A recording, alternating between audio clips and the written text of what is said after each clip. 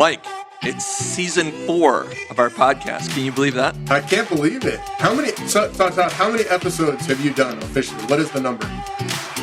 I think we've published 54.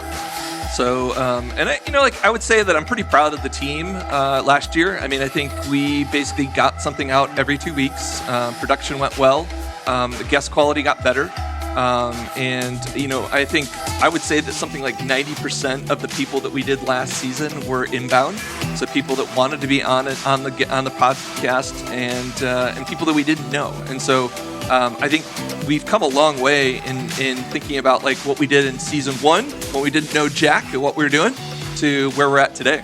Yeah, and I think there's some interesting things happened in the last 12 months. I think like you said, your guest quality really continued to go up, both in the people that we were able to recruit to be in the podcast, but also just the conversations you had. Todd, you did some good work in interviewing and just growing sort of like the insights for founders. There's like a lot of takeaways on the technical front, on the AI piece, product management, but also just on how capital is changing this year. Like we talked a lot about that in our season closer, but some of these things I just feel like are going to accelerate next year, and it's just great to get a beat on that. So thanks for all your work. So I think the last year, it was the first year we did full every 2 weeks, the whole year. Even though you went on vacation, you made it happen. Yeah, and I think, what's been interesting to me personally is I think I've shifted from like doing all this kind of scripting to kind of having some themes. And I do have some thesis that I guess I keep poking at. And so what's kind of interesting is you got all these different people that are coming on, and they really do help sharpen some of the thought process that we have. And so I know we're in the Midwest, but this kind of national reach of meeting people, whether in Silicon Valley or New York City or we had somebody from Detroit recently. It's pretty cool to kind of pull all of that domain expertise into what we're doing and really channel it to kind of our themes and what we're trying to get done with our founders. And so I think that we've come a long way. I think this is an asset to people that listen as well as our program, and really excited about kind of where we go with this next year. Yeah, me too. I think that last year, that because of some of the trends in capital and AI, it's really been an equalizer where it hasn't really mattered where our founders are building. The fact we're in the Midwest isn't a disadvantage anymore. I think in the past, being on site and having access to huge amounts of capital was a real advantage. But this year, like the guests that you had and the conversations you had are really applicable to a founder from anywhere in the US. So I think our audience shows that. I looked at some of the analytics coming into today, and we don't have like a concentration of all of our listeners on the coast or something like that. In fact, we've got countries all over the world, even in the past month, in the past episode, that are listening in. So it does seem like everything has been democratized, and access to capital, ideas, and even just guests on the podcast and listeners have been all over the place. So that's another interesting thing.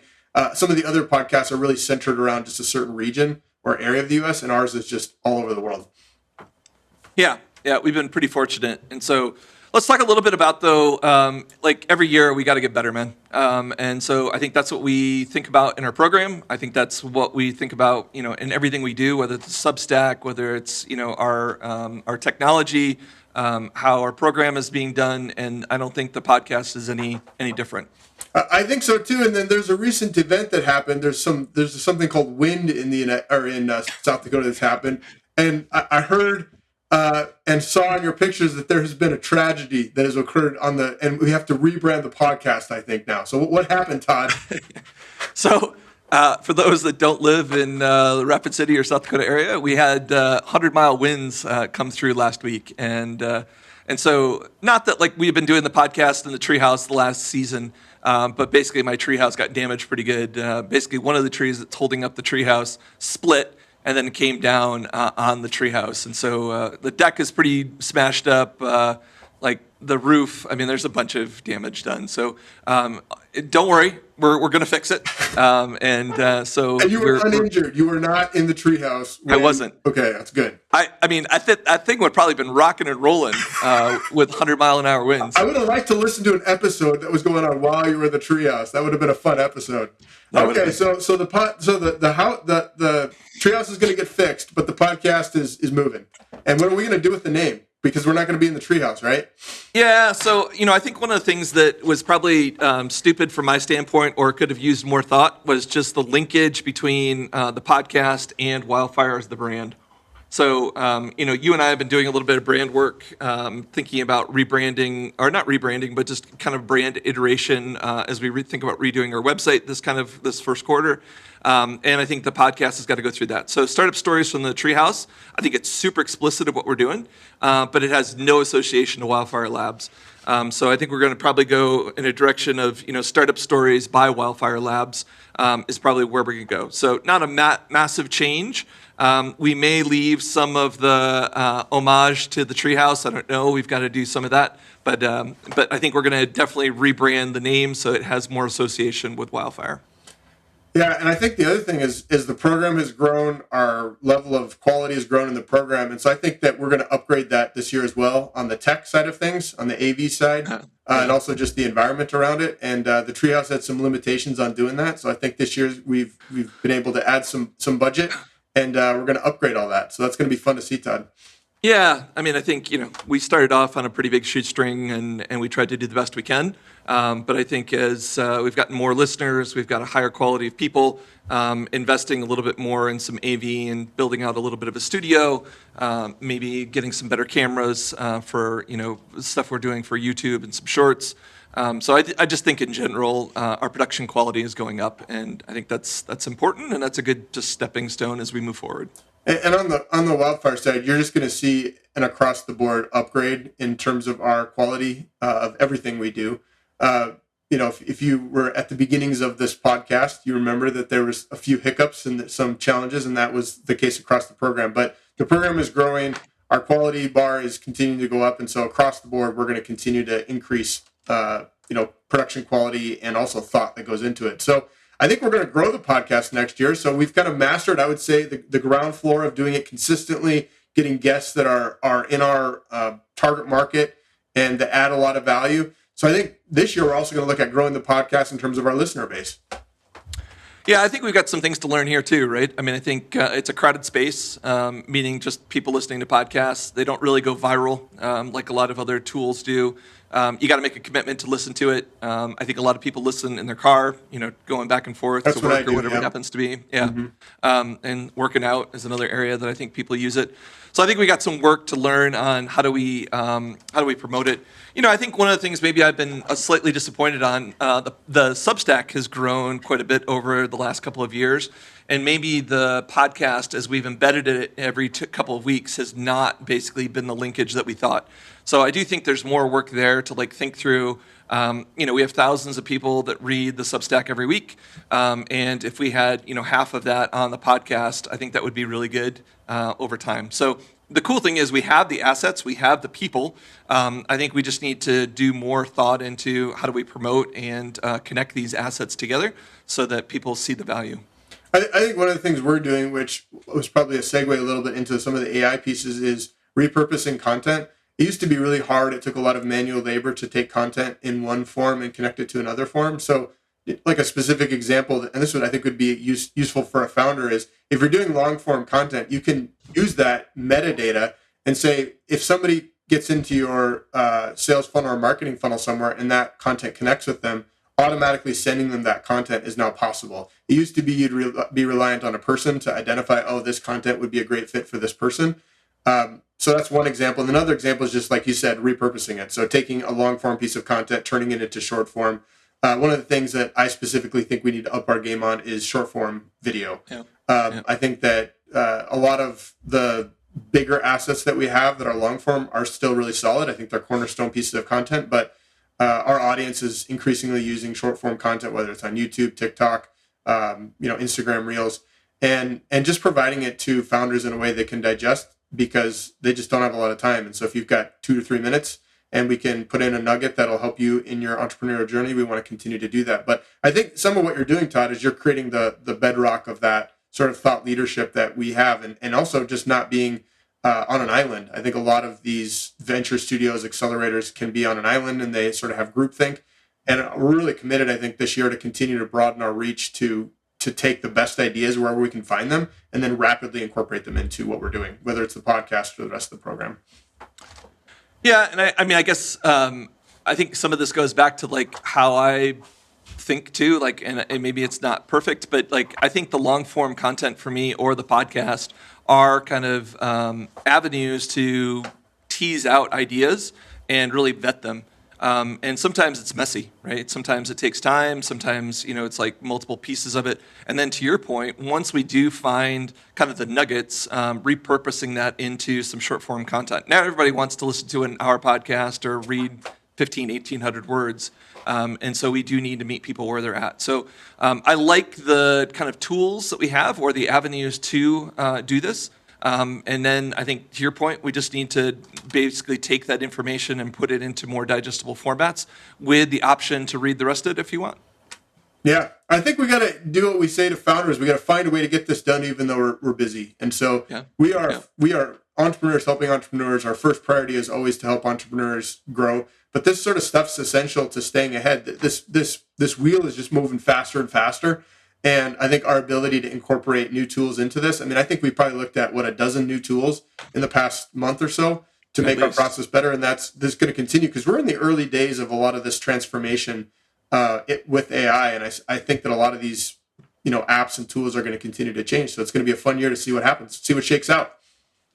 So let's talk about the guests or the themes that we're trying to do too. So I think like this year, in a lot of cases, we were pretty opportunistic, right? People came to us, we kind of sifted through, we found, people and topics that aligned with what we were trying to do, and that worked out really well. I think this was a good learning for me to like interview people that I didn't know, which I think was something I had to go through.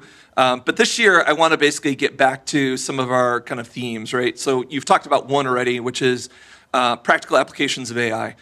For our founders. And so I think there's been an explosion of experiments. I think, we've got a chat interface, we've got AI, we've got MCP, servers, we've got a whole bunch of technology out there that basically we're playing with. We're trying to incorporate that with our founders.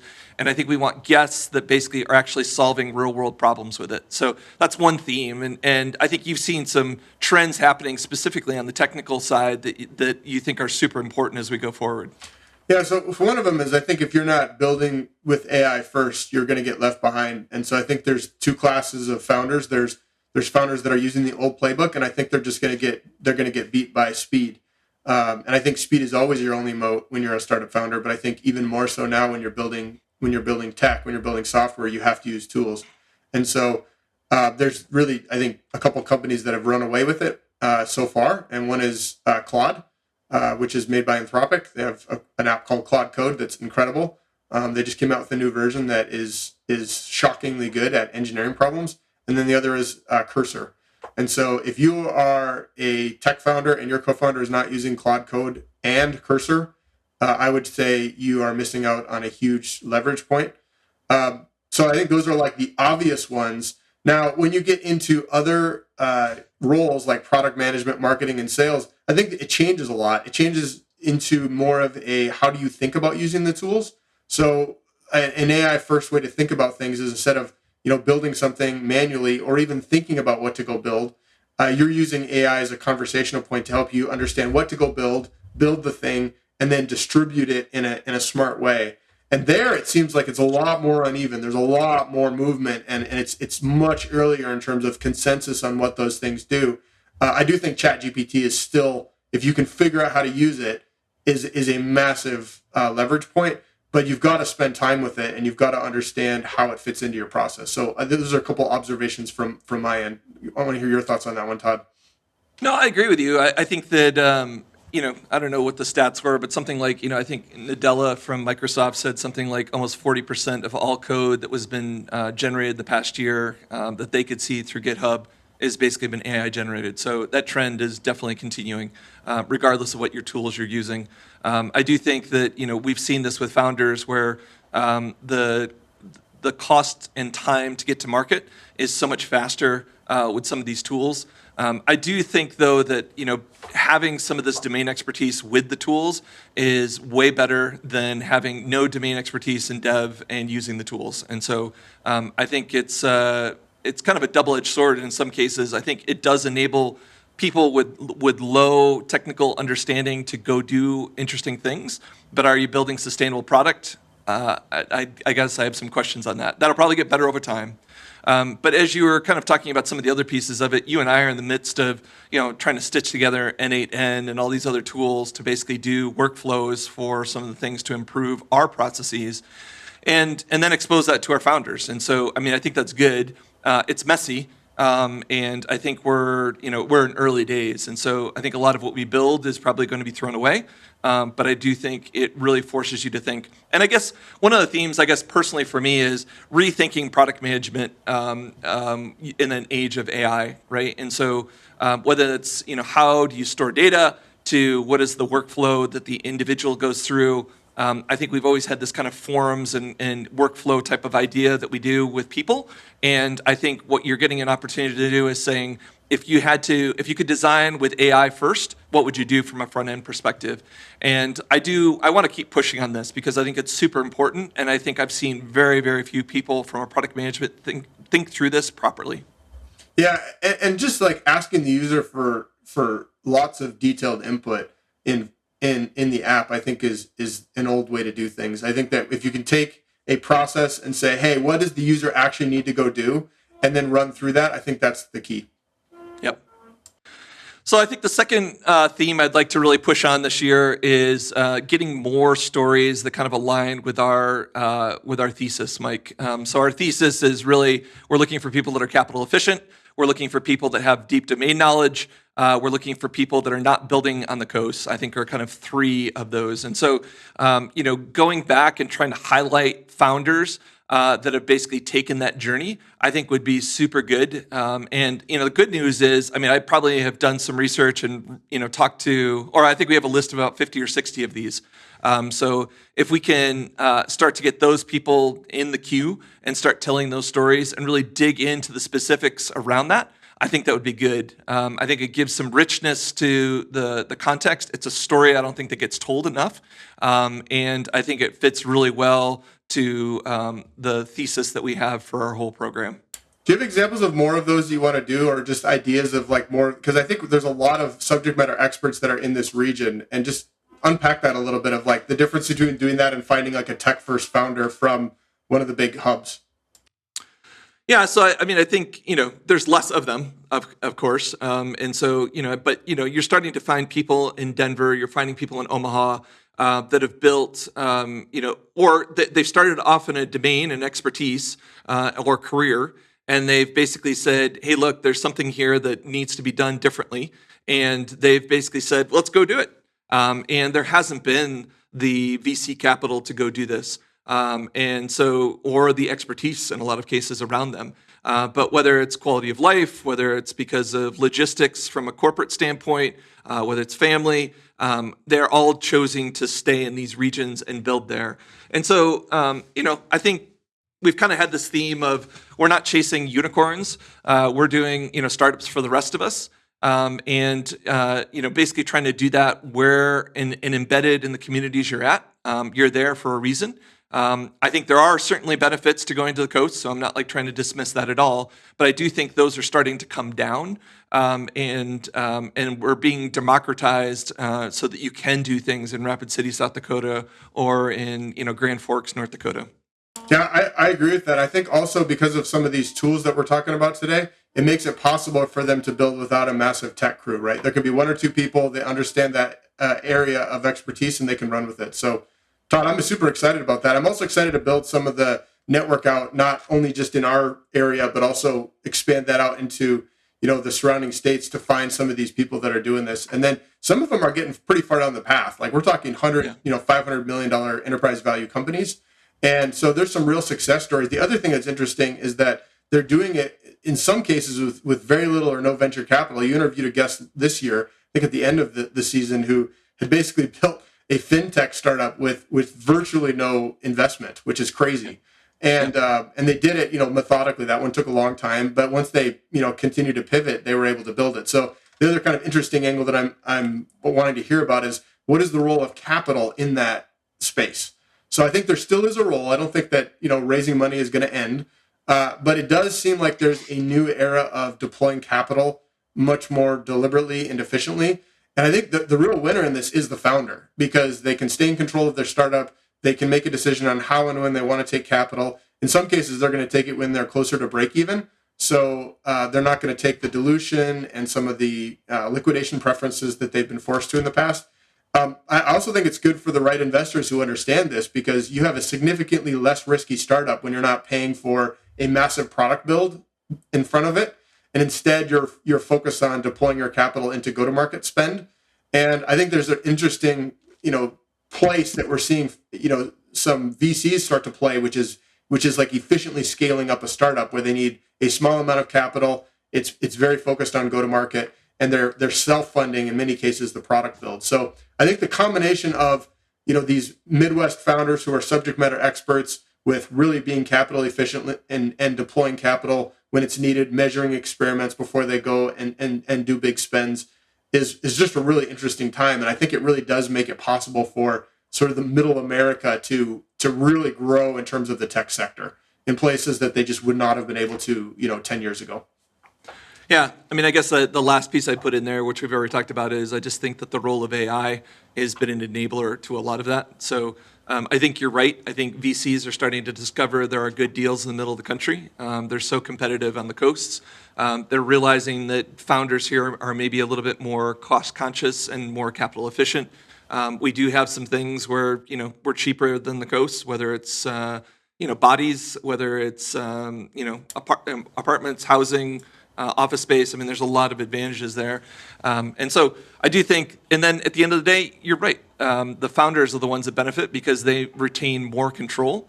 They have more equity in the companies, and then they have more say as they scale and figure out what to go do with it longer term. So hopefully we can tell more of those stories this year. That's the theme of this. I think, like I said, I've got probably 50 or 60 to reach out to here going forward. If we get half of those on there, we've filled the entire season. Yeah. I think also it'd be great, and this is just a wish list item for me, is hearing some of the stories of founders who are in the middle of that process as well. And you've done that in the past already with some of our founders, and I think a few more of those this year would be great, because I think a lot of the founders that I talk to, because I talk to almost every founder, I think I talk to every founder who we end up admitting into the program, and a lot of them just feel a little bit overwhelmed, I would say, by all of this change. And I think that hearing from founders who are in the middle of the build process, in the middle of the launch process, is really fun as well, because you can see them, making something out of what is really an open field with new tools. The incumbents are no longer secure. You've had some discussion about that. AI removing a lot of the barriers of capital and engineering hours to build a competitive product. Like, those things are all gone. So if you're gonna disrupt an industry, now is the time. And if you're willing to deal in the early stage of what I would call a little bit of a messy tool set and process, like, there's just so much white space to go fill in. And the other thing about this is, I just want to say this to anybody who's listening that is a domain expert, is that in many cases it was too expensive to build a niche product because of the amount of CapEx required to go build it. And I would just say, if you found that, a decade ago or whatever, that is changed now. And you can build a very profitable $10-100 million company in a niche. And then, of course, you can go take other niches later, but it doesn't require that you raise $5 million or $10 million of capital to go build. And that's pretty amazing. Yeah, I totally agree. I guess the last piece, maybe closing this out, is, we should have some updates on kind of Property Meld, our local, startup here in Rapid City. Yeah. They will continue. They're doing a raise sometime next year. They're going to hit some pretty big milestones. There's a chance that they are valued over $100 million. And so, that's a journey that we'll have Ray Husband probably back on to talk about a little bit. And so that'll be good. I mean, there's just a lot of pieces here that we can do. I feel like the content is getting richer. And I guess the part that I'm excited about, Mike, is just like everything else we do, we're committed to getting better, right? And so, continuous improvement is part of our culture. And I hope that, the podcast continues to follow in those steps. Well, I know it will, Todd, because you're relentless, and that's what helps. You set the standard on that, and it's going to be fun to see. We also have some founders within Wildfire that are getting to the point where they're ready to scale too, and so they may make some interesting stories, because some of them are starting to hit marketing pretty hard in their niches, and there's going to be some pretty serious growth in terms of users and revenue that'll happen this year as well. So, and some of these new tools that make it less expensive to do that are going to help them to grow a lot faster. So, yeah, Todd, 2026 is going to be a fun year. I'm excited to listen on my drives when I'm between things. It's going to be a good year. So, thanks for all your work hosting. Well, likewise, Mike. I don't think you get enough credit for all the work that you do behind the scenes. And so thank you for all the hard work and putting this, making the program and the trains run on time. It's fun to do it with you, and it's fun to kick off the season. All right. Well, thanks again, Todd, and excited to see what happens. Thanks for listening to Startup Stories from the Treehouse. If you enjoyed this episode, please take a moment to like, follow, or subscribe wherever you get your podcasts. And if you found our conversation helpful, leave a review. It really helps other founders discover our show. For more insight and episode summaries, don't forget to subscribe to the Wildfire Labs Substack. We appreciate your support and can't wait to share more stories with you next time.